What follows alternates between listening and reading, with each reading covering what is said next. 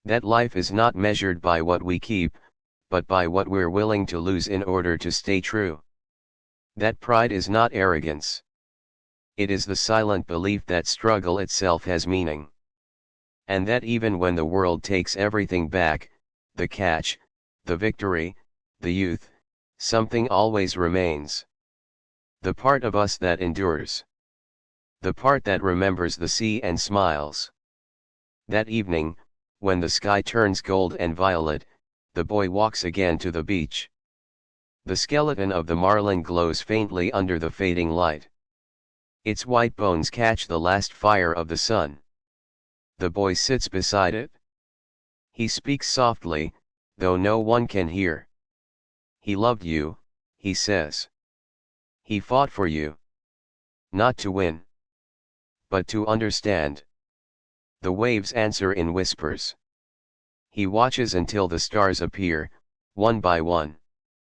Then he stands and walks home, the sound of the sea following him like a song. Days pass. The old man grows stronger, slowly. The boy brings him food, water, and company. Sometimes they sit outside the hut, saying nothing. Sometimes they talk about the sea, about fish, about lions. The boy loves those stories, the lions on the beach, golden and wild, symbols of everything fearless and eternal. The old man tells them softly, almost like prayers. They remind me, he says, that there is still something beautiful in the world, even when you grow old. And the boy nods, because he knows the old man is not talking about lions anymore. He is talking about the spirit that never dies. One afternoon, the boy brings a new fishing line. Strong, clean, unused. He lays it on the table. The old man looks at it for a long time. Then he smiles. It is a good line, he says. Yes, the boy answers. It is ready. The old man nods. Then we will be ready too. Outside, the sea glimmers again, endless, patient, waiting. That night, as the village sleeps, the old man dreams once more. He is young again, strong, unbroken. He stands on the shore of Africa. The sun is rising. The lions are running along the beach, their manes bright in the morning light. They leap into the surf, play in the waves, fearless and free. The old man watches them, and in his heart, he feels no sadness now, only peace. Because he understands that the lions were never only lions. They were the memory of youth, of courage, of the unbroken spirit that lives in every person who dares to face the impossible. He smiles in his sleep. The sound of the sea fills his dreams. In the morning, the tide washes away the last footprints from the beach. The bones of the marlin lie silent, their edges softened by salt and time. Soon they will be gone, returned to the sea from which they came. But the story remains. The boy will tell it someday, of the old man who went too far, who fought the sea itself, and came back not with riches, but with something far greater, a quiet, unshakable truth about what it means to live. And when he tells it, people will listen. Not because it is a story of triumph, but because it is a story of endurance, of faith, of the beauty found in struggle. Because deep down, everyone knows, the sea lives inside us. Its storms, its silence, its endless horizon. And in each of us, there is an old man rowing alone across a vast unknown, chasing something we cannot see, holding on not because we expect to win, but because it is who we are. We row because we must. We fight because life is worth the fight. We endure because the spirit does not break. And as the story fades into the wind, the sea continues its eternal rhythm. Waves rise and fall, tides come and go, and the horizon remains, quiet, infinite, alive. Somewhere in that vastness, The echo of an old man's voice drifts across the water, carried by memory. I am not beaten, it whispers. I will never be beaten. A man can be destroyed, but not defeated. And then, only the sound of waves. Soft. Endless. True. If you are listening now, take a moment to breathe. Close your eyes. Hear the sound of the waves in your mind. The story you've just heard is not about fishing. It is not even about an old man or a marlin. It is about the part of us that keeps rowing when everything else tells us to stop. We all face our seas. Our long nights. Our invisible battles. Sometimes, like the old man, we return with less than we hoped for. But what we carry within, the endurance, the courage, the quiet belief, that is what truly matters. The sea will always take. But it also gives us something timeless, the chance to know ourselves. So wherever you are, whatever you are facing, remember the old man. Remember the sea. Remember the fight that made you who you are. And when the waves grow high, and the nights feel endless, hold the line a little longer, because somewhere inside you, there are lions, golden, strong, and free. They wait for the dawn. They wait for you. If this story touched you, take a moment to share it. To reflect. To pause before the next tide comes.